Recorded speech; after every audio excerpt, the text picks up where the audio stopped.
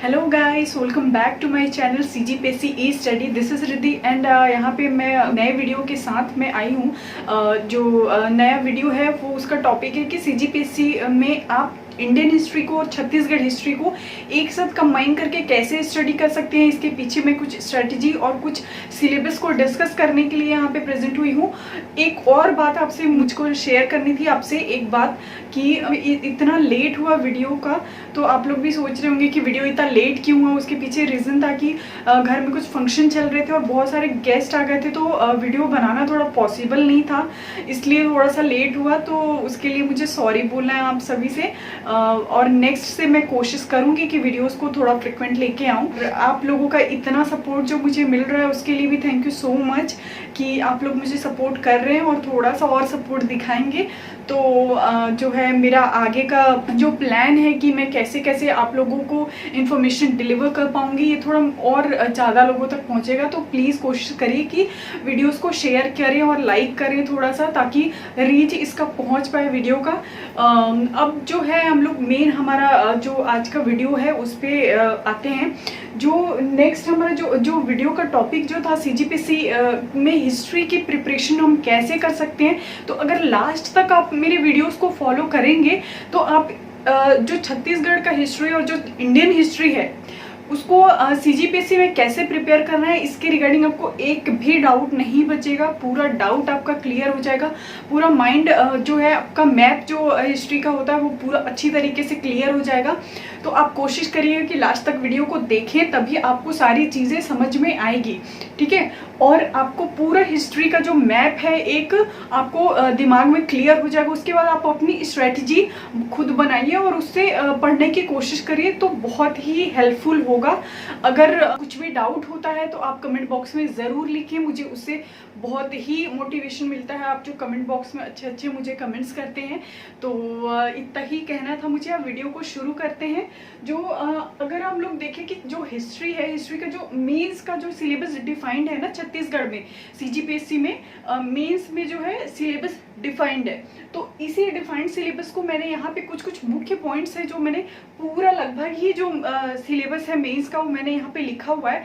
अब जो इंडियन जो हिस्ट्री है वो 2 पार्ट्स में डिवाइडेड है, इंडियन हिस्ट्री और छत्तीसगढ़ हिस्ट्री, हमको पता है, ठीक है। इंडियन हिस्ट्री जो है वो 3 पार्ट्स में डिवाइडेड है। ऐसे ही छत्तीसगढ़ हिस्ट्री भी 3 पार्ट्स में डिवाइडेड है, प्राचीन भारत, मध्यकालीन भारत और आधुनिक भारत।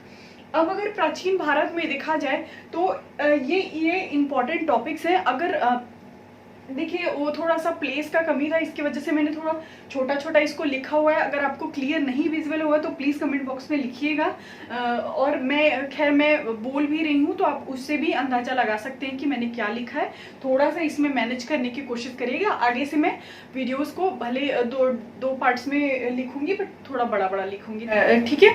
तो अभी जो प्राचीन भारत है, प्राचीन भारत में जो मेन टॉपिक्स हैं उसको मैंने यहाँ पे लिखा हुआ है। अभी जो है प्राचीन भारत से देखेंगे आप में कि बहुत सारे क्वेश्चन प्राचीन भारत से नहीं आते, एक आधी क्वेश्चन आ जाता है, बट आप छोड़ नहीं सकते क्योंकि एक बेस प्रिपेयर करता है। तो प्राचीन भारत को भी आप पढ़िए, लेकिन बहुत इसमें टाइम अपना नहीं दीजिएगा, ठीक है। जो मुख्य पॉइंट है जो सिलेबस डिफाइंड है मेंस में, आप उसको ही लिखिए ताकि मेंस और प्री आपका दोनों इससे कवर हो जाएगा, ठीक है। अब देखिए जो प्राग ऐतिहासिक काल थे उसके बारे में जो पहला टॉपिक है प्राग ऐतिहासिक काल से रिलेटेड है। प्राग ऐतिहासिक काल में वो थे जो नवपाषाण काल, पूरा पाषाण काल, मध्य पाषाण काल, ये जो काल होते थे जिसमें कैसे कैसे मनुष्य जो था किसका आविष्कार हुआ, पहला पालतू पशु कौन था, पहली कृषि कौन सी थी, ये चीजें इसमें आप पढ़ेंगे। जो मुख्य पॉइंट्स है वो पढ़ लेंगे तो आपका प्राग ऐतिहासिक काल यहाँ से कंप्लीट हो जाएगा। दूसरा जो है सिंधु सभ्यता से रिलेटेड है। सिंधु सभ्यता की खोज किसने की, उसका सन क्या था, उसमें मुख्य मुख्य जो स्थान थे, लोथल हो गए, कालीबंधन हो गए, ये सारे जो स्थान थे, इस स्थान के खोजकर्ता कौन थे, उसका विशेषता क्या है उस स्थान का, ये चीजों को आप सिंधु सभ्यता में पढ़ेंगे, ठीक है। उसके बाद वैदिक सभ्यता है। वैदिक सभ्यता में कैसे स्त्रियों की स्थिति कैसी थी, कौन से भगवान की पूजा करते थे, किसका कौन से वर्ड का यूज़ जो है कितने बार हुआ है, तो इस चीज़ों को इसमें डिफाइन किया हुआ है। इसका पीरियड क्या था, टाइम पीरियड क्या था, तो आप इस चीज़ों को यहाँ पे देखेंगे। ठीक है, अब जैन धर्म, बौद्ध धर्म है नेक्स्ट टॉपिक।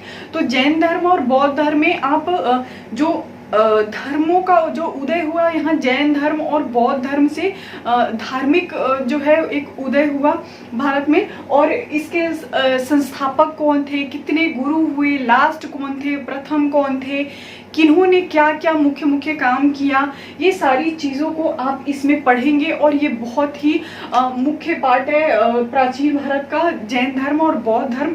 तो इसको तो आप अच्छे से प्रिपेयर कर लेंगे। सिद्धार्थ किसके बचपन का नाम था, ये सारी चीज़ों को आप इसमें कंप्लीट करेंगे। ठीक है, उसके बाद आता है महाजनपद। तो जो 16 हमारे महाजनपद थे, वो 16 महाजनपदों की राजधानी आप याद करेंगे। उस समय शासक कौन थे, उस समय क्या क्या विशेष कार्य हुए थे, ये सारी चीज़ों को आप इसमें देखेंगे। और 16 महाजनपदों में सबसे इंपॉर्टेंट जो महाजनपद था मगध साम्राज्य। इस साम्राज्य का उदय कैसे हुआ, और इस साम्राज्य पे क्योंकि बहुत सारे फिर आगे शासक आएंगे जिन्होंने बहुत अच्छे अच्छे कार्य किए हैं और भारत में बहुत ही विकास, भारत को एक नया रूप दिया है। तो यहाँ से मगध साम्राज्य को आपको अच्छे से डील करना पड़ेगा यहाँ पे। तो स्पेशली आप मगध साम्राज्य को अच्छे से पढ़िएगा। ठीक है, क्योंकि मेंस में अलग से इसको डिफाइंड किया हुआ है। ठीक है, अब आता है मौर्य और मौर्यकालीन जो शासन था, मौर्यकालीन शासन कैसा था, मौर्यकालीन अर्थव्यवस्था कैसी थी, इसका पूरा वर्णन इसमें आप देखेंगे और उसको अच्छे से आप तैयार करेंगे। आपके आपका जो माइंड सेट है उसमें अच्छे से आप इसको प्रिपेयर करेंगे। और सबसे बड़ी चीज़ है कि आप जितने टॉपिक्स होंगे, जितना उसका क्रम जरूर याद करिएगा, ताकि क्रम को, कई बार तो क्रम को अरेंज करने आ जाता है, कई बार शासक को अरेंज करने आ जाता है। तो ऐसे 4-5 पॉइंट दिए रहेंगे और इसको क्रम में अरेंज करें, ऐसा करके आ जाएगा। तो आप हर तरीके से क्वेश्चन को फ्रेम करिए अपने माइंड में, ताकि आपको प्री में भी कोई भी प्रॉब्लम ना हो। ठीक है, अब आता है कि शुंग वंश, सातवाहन वंश, गुप्त वंश, वकाटक वंश, ये कुछ वंश थे, दक्षिण भारत के कुछ वंश थे जो बहुत ही प्रचलित हुए। और इन वंशों को आपको थोड़ा अच्छे से पढ़ लेंगे, उनके संस्थापक जरूर पढ़ेंगे कि ये पर्टिकुलर वंश आया तो इसके संस्थापक कौन थे, उस टाइम का जो टाइम पीरियड क्या था उस समय, और उन्होंने जो शासक थे उसमें जो पूरे, जैसे कोई वंश है ना, उसके वंश के कितने शासक हुए और उन शासकों ने क्या क्या महत्वपूर्ण कार्य किया, उसके बारे में डिटेल्ड वर्णन आपको पढ़ना होगा। तभी आपका जो है प्राचीन भारत यहाँ से कंप्लीट होगा। ठीक है, अब आते हैं मध्यकालीन भारत में। मध्यकालीन भारत जो है उसकी शुरुआत सल्तनत काल और मुगल काल से माना जा सकता है। अलग अलग बुक्स में अलग अलग जो है वहाँ से शुरू किया जाता है, बट यहाँ से आप मान सकते हैं क्योंकि अभी जो मेंस का सिलेबस है सीजीपीएससी, क्योंकि हम प्रिपेयर कर रहे हैं सीजीपीएससी को, तो हम उसी को ही टारगेट करके देखेंगे। हम बहुत सारे बुक्स के पीछे नहीं भागेंगे, जैसा कि मैंने पहले बताया है। तो आप जो हमारा सीजीपीएससी में सिलेबस डिफाइंड है, सिर्फ उसी सिलेबस के हिसाब से आप पढ़िए। बहुत ज़्यादा दिमाग इधर उधर करेंगे तो कंफ्यूजन क्रिएट होगा, है ना।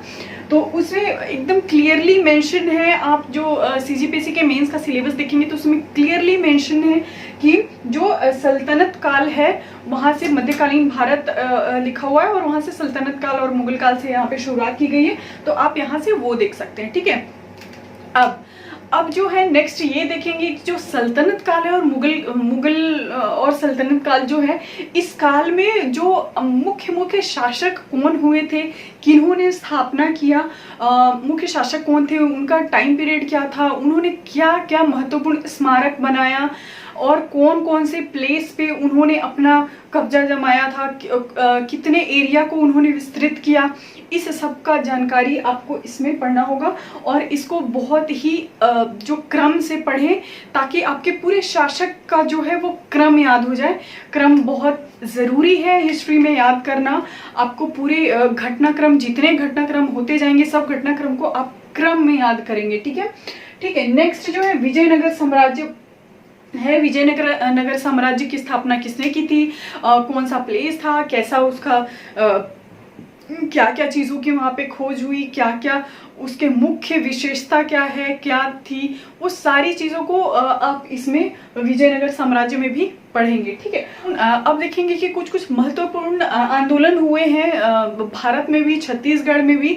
तो इन आंदोलनों को क्लियरली मेंशन है, तो आप उस आंदोलन को अच्छे से करेंगे। अब जो टॉपिक मेंशन है छत्तीसगढ़ के उसमें पीएससी के जो मेंस एग्जाम है उसमें जो मेंशन है टॉपिक्स, उस टॉपिक्स को तो आपको करना ही है, बट कुछ सब टॉपिक्स भी होंगे, उन सब टॉपिक्स को भी आपको देखना होगा, उसके अंदर आ जाएंगे। तो क्योंकि क्वेश्चन कहाँ से बनेंगे ये हमको एकदम आप ये क्लियर आइडिया नहीं लगा सकते कि क्वेश्चन यहीं से बनेंगे, बट जो मेंशन है उसके इर्द गिर्द की चीज़ें आप अच्छे से कर लें। ठीक है, अब भक्ति आंदोलन जैसे हुए थे, जितने भक्ति आंदोलन हुए थे उसके नेतृत्वकर्ता कौन थे, कौन से सन में हुए थे, क्या क्या उससे परिणाम क्या हुआ उस आंदोलन का, ये सारा चीज़ आप देखेंगे। मुख्य विशेषता ज़रूर देखेंगे, कुछ उस समय कुछ महत्वपूर्ण घटनाक्रम चल रहा हो तो आप उसको भी ज़रूर देखेंगे। ठीक है, सूफीवाद आंदोलन चले थे उसी टाइम पे,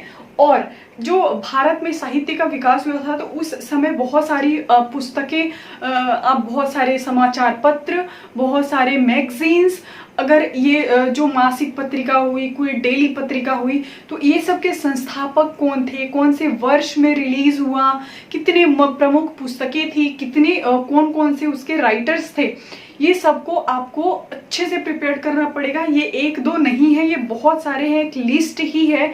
जब आप हिस्ट्री खोलेंगे तो आपको पता चलेगा बहुत सारा लिस्ट है। तो आप ये सारे लिस्ट को अपने माइंड में, आप एक दिन में इसको प्रिपेयर नहीं कर सकते, तो आपको डेली इसको रिवाइज करना होगा। एक लिस्ट तैयार करके आप डेली उसको रिवाइज करेंगे तभी आप इसको मेमोराइज कर पाएंगे, अदरवाइज बहुत ज़्यादा दिक्कत होगा। तो अभी से कोशिश करें कि आप इसको मेमोराइज करें। ठीक है, अब मराठों का उदय कैसे हुआ भारत में, और उन मराठों का आप आगे दे, जब मैं छत्तीसगढ़ का भी बताऊंगी हिस्ट्री, तो आपको पता चलेगा कि इन मराठों का बहुत बड़ा पार्ट छत्तीसगढ़ में भी शासन किया था। तो आप रिलेट करें चीज़ों को, जो इंडिया में घटनाक्रम चल रहा है उस घटनाक्रम को अगर देखें कि छत्तीसगढ़ में उस घटनाक्रम का क्या प्रभाव पड़ा और क्या क्या उसमें छत्तीसगढ़ में बदलाव हुए, तो उसको भी आपको ध्यान में रखना पड़ेगा। ठीक है, अब देखिए भारत में अब नेक्स्ट है कि यूरोपियों का आगमन कैसे हुआ, यूरोपियों का आगमन कैसे हुआ, फिर ब्रिटिश का आगमन कैसे हुआ, ब्रिटिश शासन जो है वो कैसे चलता रहा, और कौन सा ऐसा वक्त आया, कौन सा ऐसा समय आया जिस समय से उनकी सत्ता जो है वो डगमगाने लगी। क्योंकि शुरू में जब वो लोग आए थे तो उन्होंने रियासतों से कुछ कुछ परमिशंस लेके धीरे धीरे वो लोग अपना बहुत एरिया वो लोग डेवलप कर चुके थे, और उसके बाद वो लोग को वहाँ से हटाना मुश्किल हो रहा था। तब कुछ महत्वपूर्ण घटनाएं हुई हैं भारत में, जो आप घटनाक्रम देखेंगे तो आपको समझ में आएगा। उसके बाद जो है ब्रिटिश सत्ता में परिवर्तन होना शुरू हुआ और लास्ट में हमारा भारत आज़ाद हुआ। ठीक है, तो उसके बाद जब ब्रिटिश शासन चल रहा था तो उस टाइम पे ग्रामीण अर्थव्यवस्था कैसी थी, कैसे वहाँ की कृषि कैसी थी, क्योंकि वहाँ ब्रिटिशर्स के आने से सामाजिक आर्थिक जो है वो सारी लगभग बहुत सी व्यक्तिगत परिवर्तन भी, और सामाजिक परिवर्तन, आर्थिक परिवर्तन, व्यक्तिगत परिवर्तन सब परिवर्तित कर दिया था उन्होंने, लगभग सबके जीवन पे उन्होंने असर डाला था। तो इस चीज़ से निकल पाना थोड़ा मुश्किल था, इसलिए ये बहुत सारी घटनाएं आप देखेंगे। आधुनिक भारत में आएंगे तो देखेंगे बहुत सारी घटनाएं हुई हैं जिसके बाद से जो है सत्ता में परिवर्तन आया है। तो इस चीज़ को अगर आप इंटरेस्ट लेके पढ़ेंगे तो बहुत ही आपको मज़ा आएगा। अदरवाइज कई लोगों को हिस्ट्री बहुत बोरिंग पार्ट लगता है, बट अगर आप इंटरेस्ट लेंगे, धीरे धीरे समझेंगे कि एक्चुअली में हमारे भारत में क्या क्या ऐसा चीज़ हुआ, हमारे छत्तीसगढ़ में क्या क्या ऐसी चीज़ें हुई हैं, तो इंटरेस्ट से पढ़ेंगे तो आपको बहुत मज़ा आएगा। अब जो है भूराज कुछ जो व्यवस्था थी, ब्रिटिशर्स जो थे वो सामाजिक आर्थिक जो व्यवस्था थी उस पे अपना अस्तित्व को बनाए रखने के लिए उन्होंने कुछ कुछ व्यवस्था लाया, जैसे भू राजस्व व्यवस्था, स्थायी बंदोबस्त व्यवस्था, रैयतवाड़ी व्यवस्था और एक महालवाड़ी व्यवस्था। इन व्यवस्थाओं को उन्होंने लाया और इन व्यवस्थाओं के माध्यम से जो है कैसे संचालित करना है, कैसे सबको डील करना है, उन्होंने इस व्यवस्था के माध्यम से अपना जो है दायरा को बढ़ाना शुरू किया। ठीक है, अब जो ये जैसे देखेंगे कि कहाँ से इसका शुरुआत हुई, जैसे रैयतवाड़ी व्यवस्था की शुरुआत मुंबई से हुई थी, ऐसे ही देखेंगे कि आप इसकी जो इतनी सारी व्यवस्थाएं थी उसकी शुरुआत कहाँ से हुई, कौन कौन से क्षेत्र तक इन व्यवस्थाओं को वो लोग पूरा फैला चुके थे, कौन कौन से एरिया तक वो लोग जो है इस व्यवस्थाओं को लागू कर चुके थे। तो इस चीज़ों को आप पढ़ेंगे तो आपको समझ में आएगा कि कैसे वो लोग परिवर्तन करते गए। ठीक है, अब देखेंगे कि जो है भारत में बहुत सारे जो है उस समय पे कारगर थे, जो मजदूर थे, वो लोग कई कई तरीकों से अपना जीवन यापन करते थे, जैसे शिल्प उद्योग था और बहुत सारे उद्योग थे। तो इस सब का कैसे परिवर्तन उन लोगों ने लाया, तो ये सबको आप अच्छे से डील करिए। और जो नेक्स्ट है कि जो ब्रिटिशर्स थे वो आते साथ इंडिया में ये सारे कार्य नहीं कर सकते थे, इसलिए उन्होंने रियासतें जो उस समय चल रही थी, आप देखेंगे रियासतों की भी बहुत बड़ी लिस्ट है, तो आप रियासत जितने रियासत चल रहे थे वो सबकी लिस्ट को देखेंगे, उस समय उसका नेतृत्व मतलब वहाँ पे शासक कौन था, किस रियासत में कौन सा शासक था, और फिर इस चीज़ों को आप अच्छे से पढ़ेंगे। दूसरा कि जो ब्रिटिशर्स आए थे उन्होंने रियासतों से संबंध बनाना शुरू किया और उसके बाद अपने शासन व्यवस्था को बढ़ाना शुरू किया। ठीक है, तो इस चीज़ को आप पढ़ेंगे कि कैसे वो लोग धीरे धीरे यहाँ पे कब्जा करना उन लोगों ने शुरू किया। ठीक है, उसके बाद प्रशासनिक संरचना उन्होंने कैसे प्रिपेयर किया और कैसे अपने प्रशासन को उन्होंने मजबूत बनाया।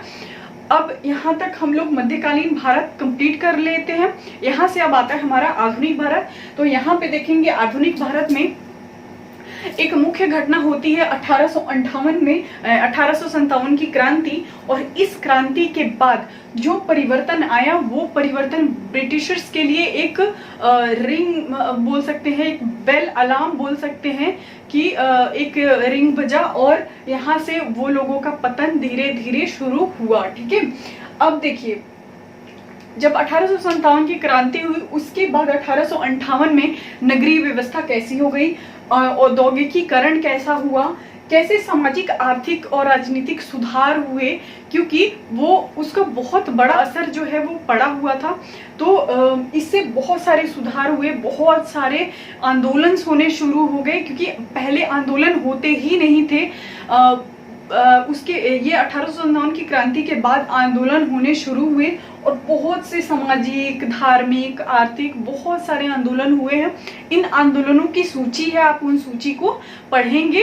आंदोलन के नेतृत्वकर्ता कौन थे, कहाँ से यह आंदोलन की शुरुआत हुई थी, इसके परिणाम क्या हुई थी, कौन से वर्ष में कौन सा आंदोलन शुरू हुआ था, तो आप इसको देखेंगे एक बार। ठीक है, अब जो बहुत सारे कुछ प्रमुख समाज सुधारक बोल सकते हैं वो लोग थे जिन्होंने कुछ कुछ महत्वपूर्ण चीज़ों की स्थापना की, जैसे ब्रह्म समाज की स्थापना, आर्य समाज की स्थापना, प्रार्थना समाज की स्थापना और रामकृष्ण मिशन की स्थापना। तो ये सारे से भी समाज में बहुत परिवर्तन आया, लोगों के जीवन यापन में परिवर्तन आया, लोगों का एक सोच है, एक आपका जो विचार है उसमें परिवर्तन आया। तो यहाँ से चीजें क्या हुई, डिफरेंट होने लगी। ठीक है, फिर नेक्स्ट क्या है, राष्ट्रवाद का उदय कैसे हुआ। ठीक है, तो यहाँ से राष्ट्रीयता की भावना जागृत होने लगी और राष्ट्रवाद का जो है उदय हुआ। उसकी ये भी एक बहुत बड़ा टॉपिक है, तो आप इसको भी एक बार जब पढ़ेंगे ना चीज़ों को समझ के, तो आपको समझ में आएगा कितना ज़्यादा आपको इसमें इंटरेस्ट खुद ब खुद डेवलप होते जाएगा। तो शुरुआत कीजिए, शुरुआत में ही प्रॉब्लम है, शुरुआत कर लेंगे तो उसके बाद कोई प्रॉब्लम नहीं है। ठीक है, अब इंडियन नेशनल कांग्रेस की स्थापना हुई। इंडियन नेशनल कांग्रेस की स्थापना भी बहुत बड़ा एक कदम था। इसकी स्थापना के बाद बहुत सारे चेंजेस होने शुरू हुए थे। एक पार्टी की स्थापना हुई और इसमें बहुत सारे फिर जो मेंबर्स है वो ऐड होते गए। उसके बाद कई सारे लगभग 60 61-62 के अराउंड पूरे अधिवेशन हुए थे और इन अधिवेशनों के अध्यक्ष अलग अलग समय पे अलग अलग थे, स्थान अलग था, समय अलग था। तो ये सबको पढ़ेंगे आप। सारे ये 63 अधिवेशनों को आप याद नहीं कर सकते, बट आप कुछ कुछ जो महत्वपूर्ण जिसमें कुछ अत्यंत ही महत्वपूर्ण सुधार हुए हैं, अत्यंत ही महत्वपूर्ण कदम उठाए गए हैं कुछ अधिवेशनों में, तो आप उसको पढ़ेंगे, उसके पूरे ईयर को याद करेंगे, स्थान को याद करेंगे, उसका जो अध्यक्षता किसने की इसको देखेंगे। तो आप यहाँ से इंटरनेशनल कांग्रेस को पूरा अच्छे से करेंगे, ठीक है। उसके बाद बंगाल का विभाजन होता है, आप उसको अच्छे से पढ़ेंगे कि बंगाल का विभाजन 1906 में हुआ और उसके क्या क्या कारण हो सकते हैं। बिहाइंड द सीन आप देखेंगे कि इस बंगाल का विभाजन तो हो गया, लेकिन इसके पीछे कुछ रीजन होगा, कुछ सोच होगा, उस सोच को आप समझिए और उसके बाद उसके परिणाम क्या क्या हुए उसको भी आप एक बार अपने माइंड में सोचिए, देखिए कैसे चीजें चेंज हुई, ठीक है। उसके बाद स्वदेशी आंदोलन हुआ, जो गांधी जी का एक विचार था कि स्वदेशी को अपनाया जाए, विदेशी वस्तुओं का बहिष्कार किया जाए, ताकि ये एक आर्थिक रूप से परिवर्तन करे हमारे भारत में और हम स्वदेशी चीजों को ही ले, ताकि जो यहाँ की जनता है वो अच्छे से यहाँ पे ना जीवन यहाँ पर अच्छे से व्यतीत कर पाए, ठीक है। अब जो है सांप्रदायिकता का उदय कैसे हुआ, सांप्रदायिक विचार कैसे उत्पन्न हुए, कैसे धार्मिक परिवर्तन इंसानों के जो है आप देखेंगे ना, ये सारे टॉपिक्स के आपको जो मुख्य पॉइंट है, जो आपका फैक्ट्स हैं वो तो माइंड में बसने ही चाहिए। इसके पीछे का थॉट भी आपके दिमाग में क्लियर होना चाहिए, तभी आप हिस्ट्री को समझ पाएंगे, ठीक है। उसके बाद होम रूल आंदोलन हुए थे। होम रूल आंदोलन कब हुआ था, नेतृत्वकर्ता कौन थे, परिणाम क्या हुआ इसका, इस समय की घटनाएं मुख्य कौन कौन सी है, तो आप इन चीजों को ध्यान में रखेंगे, ठीक है। उसके बाद जो है नेक्स्ट की गांधीवादी विचारधारा, गांधीवादी आंदोलन, बहुत सारे गांधीवादी आंदोलन हुए थे। जैसे गांधी जी आए थे तो CAK जो हम बोलते हैं, चंपारण सत्याग्रह, अहमदाबाद मील मजदूर और खेड़ा सत्याग्रह, ये 3 सत्याग्रह लगातार हुए थे। उसके बाद कुछ ऐसा भारत छोड़ो आंदोलन, मजदूर विकास आंदोलन, आदिवासी आंदोलन, तो ये सारे बहुत सारे आंदोलन हुआ था। ये आंदोलनों को भी आप अच्छे से पढ़ेंगे, गांधीवादी विचारधारा को आप अच्छे से डील करेंगे, तो आपको समझ में आएगा कि कैसे चीजें हैं जो परिवर्तन समाज में लाई है, ठीक है। अब गांधी जी का एक मुख्य ये भी था कि उन्होंने दलितों के लिए बहुत काम किया है और वो छुआछूत की भावना को मिटाना चाहते थे, क्योंकि उस समय, अभी तो खैर ऐसा नहीं है, बट उस समय छुआछूत की भावना बहुत ज्यादा थी। तो उस चीज को खत्म करने के लिए गांधी जी बहुत ही प्रयासरत थे और उन्होंने आखिरकार में दलितों के लिए जो विचारधारा थी उसमें उन्होंने सुधार किया, ठीक है। अब जो है मुस्लिमों ने अलग से आंदोलन किया, अलीगढ़ आंदोलन हुए, तो उस आंदोलन को आप देखेंगे। आजाद हिंद फौज की स्थापना आप देखेंगे, उसको समय वर्ष देखेंगे और क्या क्या उसमें परिवर्तन हुए, क्या परिणाम हुआ, इस सारी चीजों को, जो भी आंदोलन होंगे ना, आपको उसके वर्ष, नेतृत्वकर्ता, परिणाम और उससे जुड़ी कुछ महत्वपूर्ण घटनाओं को आप जरूर देखेंगे, तो आपका आंदोलन प्रिपेयर होगा, ठीक है। और उसके बाद जो मेंस का आंसर राइटिंग है, तो अगर आप चाहें तो उसको उसी पॉइंट्स को बना के, अगर आप बहुत आंसर राइटिंग कर रहे हैं ना, तो आप उसी पॉइंट्स को बना के आंसर राइटिंग कर सकते हैं। अब जो बात आ गई है स्वतंत्रता पे, तो इस समय क्या क्या आंदोलन हुए और कैसे स्वतंत्रता हमको प्राप्त हुई, तो इस चीजों को आप, उस समय की घटनाओं को आप देखेंगे और उसको इसमें जरूर आप जो छत्तीसगढ़ की हिस्ट्री है उसमें जरूर ऐड करेंगे और मिक्सअप करके ही पढ़ेंगे, ठीक है। अब जो है, जो देसी रियासतें थी, बहुत सारे देसी रियासत छोटे छोटे रियासतों में बदल गया था भारत, तो उसको जो है एक मेन रियासत में उसको विलय करने की शुरुआत हुई और विलय किया गया, ताकि छोटे छोटे रियासत रहने से उसको अदर कोई अटैक करता था या आक्रमण करता था तो उसको इजीली ग्रैब कर पाता था। तो इसीलिए जो छोटे छोटे रियासत थे उसको बड़े रियासतों में विलय करना शुरू किया गया, ठीक है। यहाँ से हमारा जो इंडियन हिस्ट्री था, इसका जो है मैंने पूरा अच्छे से इसको डिस्क्राइब कर दिया है। तो अगर आप, मैंने जो जैसे बताया है, अगर आप उस हिसाब से पढ़ाई करते हैं तो आपका इंडियन हिस्ट्री कंप्लीट हो जाएगा। और एक अच्छा आपको इसमें समझ में आ जाएगा चीजें, ठीक है। नेक्स्ट जो है छत्तीसगढ़ हिस्ट्री है। छत्तीसगढ़ हिस्ट्री में भी सेम टॉपिक्स हैं, कुछ कुछ सेम टॉपिक्स हैं, जैसे प्रागैतिहासिक काल जो कि इंडियन हिस्ट्री में भी था, तो आप देखेंगे कि इसको रिलेट करेंगे चीजों को, ठीक है, कि इंडियन हिस्ट्री में क्या था, छत्तीसगढ़ हिस्ट्री में क्या था, तो इस हिसाब से आप चीजों को पढ़े, रिलेट करके पढ़ें, ठीक है। उसके बाद वैदिक काल से गुप्त काल तक छत्तीसगढ़ का स्थिति कैसी थी, छत्तीसगढ़ में क्या क्या परिवर्तन हुए थे, आप उसको देखेंगे, ठीक है। छत्तीसगढ़ का पहला जो वंश है वो माना जाता है कि राजर्षि तुल्य वंश है। तो इस वंश की स्थापना किसने की थी, संस्थापक कौन था, इसमें इस वंश में कितने शासक हुए थे, उन्होंने क्या क्या महत्वपूर्ण काम किया था, इन शासकों का क्रम, और अब जितने वंश हुए थे, सरबपुरी वंश, नल वंश, पांडु वंश, सोमवंशी वंश, इसमें देखेंगे कि जो अलग अलग वंश थे, जैसे बस्तर जो दक्षिण छत्तीसगढ़ है उधर अलग वंश विकसित हो रहे थे, और जो पूरे छत्तीसगढ़ में अलग वंश जो है वो विकसित हो रहे थे। तो इन चीजों को आप देखेंगे, ठीक है। उसके बाद कलचुरी जो महत्वपूर्ण है, जो बहुत समय तक, सबसे ज्यादा समय तक जो शासन करने वाला जो वंश है वो कलचुरी था। रतनपुर के कलचुरी, रायपुर के कलचुरी, 2 पार्ट्स में ये इसकी शाखाएं थी। तो आप इस हिसाब से चीजों को पढ़ेंगे। एक बार आप ग्लिम्स में दे रही हूँ सारी चीजों का, आप देखेंगे तो आपको समझ में आ जाएगा कि कितना इंटरेस्टिंग है चीजें, ठीक है। उसके बाद जैसे मैंने बताया था कि इसमें भारत में मराठों का उदय हुआ, तो वो मराठे छत्तीसगढ़ में जो है मराठों के अधीन चला गया था छत्तीसगढ़ एक समय पे। उड़ीसा से मराठी छत्तीसगढ़ में आए और उन्होंने छत्तीसगढ़ को इन्होंने अधीन कर लिया था। तो छत्तीसगढ़ पे मराठों का जो है वो कैसा असर छत्तीसगढ़ पे पड़ा, ठीक है। उसके बाद छत्तीसगढ़ में पूर्व की रियासतें कौन कौन सी थी और कौन कौन सी जमींदारियां होती थी। पहले जमींदारी ही चलती थी, रियासतें और जमींदार होते थे। एक पर्टिकुलर एरिया था, उस एरिया का एक जमींदार हुआ करता था और उसी के अंडर पे सारी चीजें चलती थी, व्यवस्था जो है वो संचालन होता था। तो अभी देखेंगे कि आप रियासतें जो और जमींदारियां थी वो बाद में प्रशासन में चेंज होने लगी थी, अलग अलग शासक आए और उन लोगों ने फिर शासन किया। लेकिन उसके पहले जो जमींदारियां, जो रियासतें चलती थी, आप उसका डिटेल देखेंगे कि कौन सी रियासतें थी, कौन कौन से जमींदार हुए थे, बहुत सारे जमींदारों के नाम हैं। आप पढ़ेंगे तो कंफ्यूजन देखिए बहुत है तो क्रिएट होगा ही, बट मैंने बताया है कि एक ही इसका ऑप्शन है, रिवीजन करें। अगर बहुत बार पढ़ेंगे तो आप कभी नहीं चीजें भूलेंगे। किसी ने कमेंट बॉक्स में पूछा था कि चीजों भूल रहे हैं तो उसको कैसे, तो उसका एक ही ऑप्शन है, आप रिवाइज करिए। 2 बार 3 बार 4 बार रिवाइज करेंगे तभी आप चीजें नहीं भूल पाएंगे। अगर रिवाइज नहीं करेंगे तो आप जरूर ही आप भूलेंगे चीजों को, ठीक है।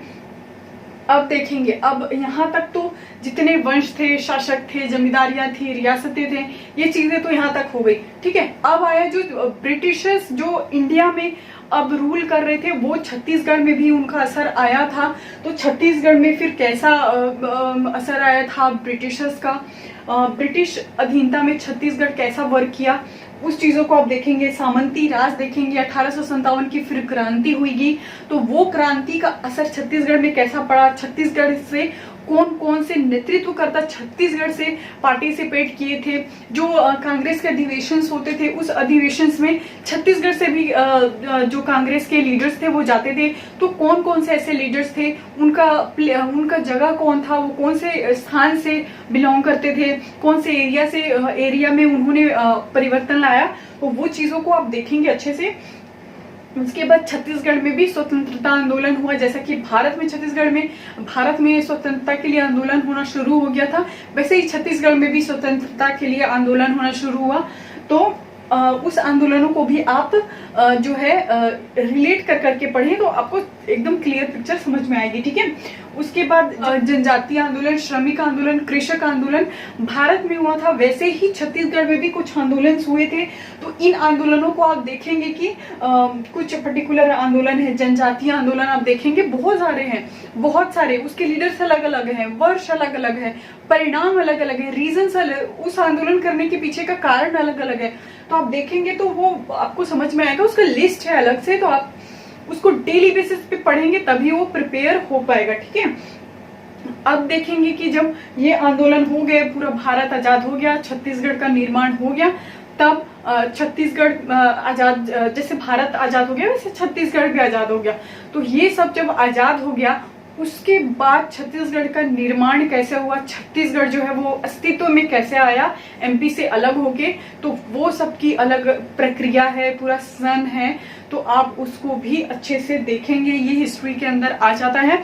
तो आप यहाँ से पूरा हिस्ट्री का ग्लिम्स आपको मैंने दे दिया है। यहाँ पे आप देखेंगे कि हिस्ट्री आपका बहुत अच्छे से समझ में आ जाएगा अगर आपने लास्ट तक देखा है। और अगर आपको वीडियो पसंद आता है तो वीडियो को लाइक करें, शेयर करें और सब्सक्राइब जरूर करें चैनल को। आपका सपोर्ट मिल रहा है और भी सपोर्ट दीजिए ताकि मैं और भी अच्छे से रीच कर पाऊँ बहुत सारे लोगों तक, जो मेरा मोटिव है। और मैं आगे से और वीडियो को फ्रिक्वेंट लेके आऊँगी। तो please stay tuned with me और थैंक यू सो मच।